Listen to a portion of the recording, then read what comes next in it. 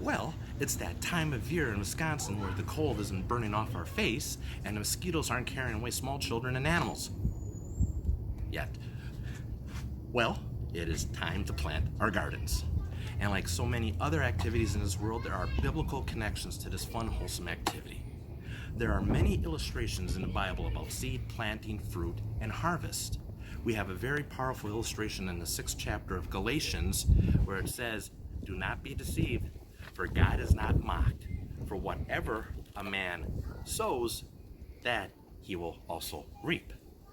So the question for you is what type of seed are you planting with? What are you putting into your relationship with God? Ooh, ramen. What are you putting into your relationship with other people? What are you putting into your own life or your own recovery? Not sure? Get into your scriptures. This Bible is like the Christian Farmer's Almanac. It has all the instructions that you need on your seed and how and when to plant. See, because the source of your seed makes a difference. Paul wrote in the 7th chapter of Romans that if you're living in your flesh, your carnal nature, you will only produce fruit for death. The fruit we bear is important, and if it doesn't come from Jesus, then it's not of God. We are expected to bear spiritual fruit, not spiritual Twinkies.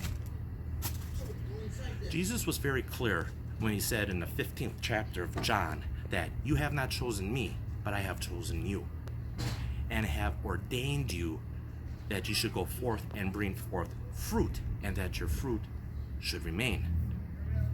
Pretty straightforward there. And in the 5th chapter of Galatians, we have an illustration of what that fruit should look like. It's love, joy, peace, patience, kindness, goodness, faithfulness, gentleness, and self-control. Our life is filled with choices, and choices have consequences. So let's be mindful of the seeds that we sow with. Do you want to produce fruit for life? Or do you want to produce fruit for death? Choose your seed carefully. And remember that God gives the increase. Have a blessed day.